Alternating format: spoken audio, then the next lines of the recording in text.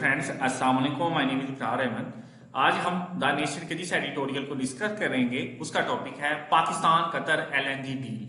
याद रहे, हम नेशनल और इंटरनेशनल तमाम न्यूज़पेपर के सिर्फ उन्हीं एडिटोरियल या ओपिनियन को डिस्कस करते हैं जो कि किसी भी कॉम्पिटिटिव एग्जाम के लिहाज से इंपॉर्टेंट है। आज के इस एडिटोरियल में हम ये डिस्कस करेंगे क्या कतर के साथ तवानाई, तिजारत और कारोबार में मुआहदा करने से पाकिस्तान की इकोनॉमिक हालत बेहतर हो पाएगी? क्या पाकिस्तान डिफॉल्ट से बच पाएगा? क्या एलएनजी मुआहदे से एनर्जी के बहरान पर काबू पाया जा सकता है? क्या पाकिस्तान की महंगाई में तपती अवाम को कुछ रिलीफ मिलेगा? आज इन तमाम सवालात का जवाब जानेंगे। तो लेट्स स्टार्ट।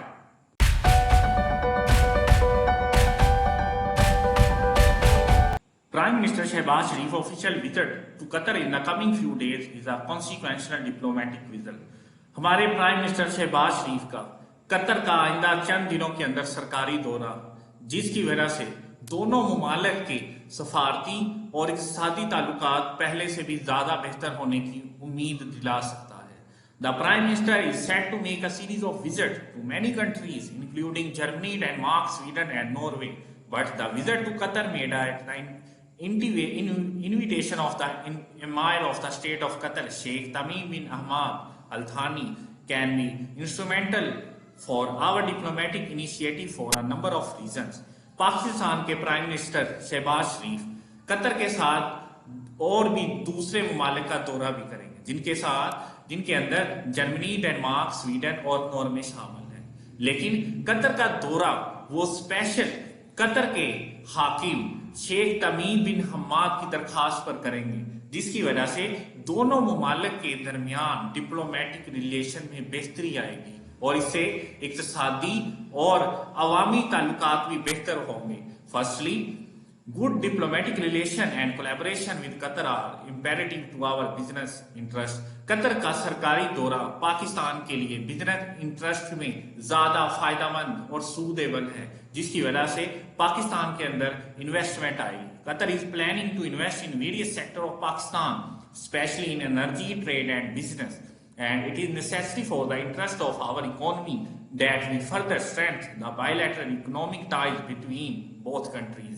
कतर के साथ जो प्राइम मिनिस्टर शहबाज शरीफ का दौरा है, इसकी वजह से कतर पाकिस्तान के अंदर एनर्जी, तजारत और बिजनेस के दूसरे शोबों में अपनी सरमायाकारी करने का सोच रहा है, जिसकी वजह से पाकिस्तान की इकोनॉमी बेहतरी की तरफ जाएगी और दोनों मुमालिक के दरमियान इक़्तिसादी ताल्लुकात और भी ज्यादा मजबूत होंगे और दोनों मुमालिक के दरमियान जो कंट्राडिक्शन चल रही है कि एलएनजी कार्गोज का मुआहदा दोबारा से रीनिगोशिएट नहीं किया जा सकता था, अब उसमें कुछ बर्फ पिघलने की उम्मीद है। One of the most major point of discussion, लेकिन सबसे ज्यादा काबिले जिक्र और काबिले गौर बात यह है, and where our collaboration need to be expand, is that of our LNG contract with Qatar, ताकि हम कतर के साथ हमारे एलएनजी के कॉन्ट्रैक्ट को दोबारा से रीनिगोशिएट कर सकें। Last year Pakistan came close to an LNG crisis partially due to an inability to negotiate. पिछले साल पाकिस्तान एलएनजी की शॉर्टेज की वजह से दिवालिया होने के करीब हो चुका था। Pakistan was initially supposed to get 11 LNG cargoes in November, which include 7 from a long-term agreement with Qatar, 1 each from the long-term contract with ENI and Gunvor, and 2 cargoes from spot purchases. और पाकिस्तान ने पिछले साल LNG के 11 cargos purchase करने थे, जिनमें 7 का agreement Qatar के साथ और 1 का ENI और 1 का गनवर। The country faced a threat of shortage when some LNG cargoes caused to default on their contract.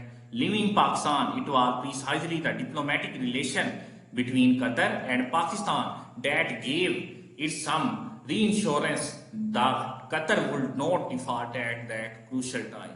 और पिछले साल जब पाकिस्तान एलएनजी की शॉर्टेज की वजह से बहुत ज्यादा मसाइल का सामना कर रहा था और दूसरे मुमालिक के साथ भी कार्गोज खरीदने में दुश्वारी आ रही थी, क्योंकि रशिया और यूक्रेन वार की वजह से जो दूसरे मुमालिक हैं उनको बहुत ज्यादा मौके थे क्योंकि जो यूरोपीय ममालिक है वो इन तमाम ममालिक से महंगे दामों एलएनजी के कार्गोस खरीद रहे थे और पाकिस्तान बेचारा अपनी बोली तक नहीं पहुंच पा रहा था, जिसकी वजह से तमाम मुआहदे ये ममालिक यूरोपीय यूनियन के साथ कर रहे थे और पाकिस्तान क्योंकि अपने पैसे और रुपए और कम बोली की वजह से पीछे रह रहा था, इसकी वजह से पाकिस्तान के अंदर और ज्यादा एनर्जी क्राइसिस और शॉर्टेज का सामना करना पड़ा। लेकिन अब ये उम्मीद की जा रही है कि कतर इन मुआहदों को दोबारा से रीनिगोशिएट करेगा और पाकिस्तान के साथ लॉन्ग टर्म मुज़ाकरात करेगा। With the 15-year LNG contract still in place with Qatar and once again with winter around the corner, which is likely to lead to increased demand for gas, it is of utmost importance that we keep the good bilateral relationship to ensure that no default or problem occur with respect to the provision of gas. अगर हम Qatar के साथ 15 साल gas और LNG के मुआहदे कर लेते हैं तो अब जो सर्दियों के अंदर और नेक्स्ट डेज के अंदर पाकिस्तान को एलएनजी और गैस की शॉर्टेज का सामना करना पड़ेगा, उससे हम महफूज हो सकते हैं और इससे दोनों ममालिक की बायलैटरल और इक्तिसादी और इकोनॉमिक ताल्लुकात में भी बेहतरी आएगी, जिसकी वजह से पाकिस्तान को ज्यादा फायदा होगा।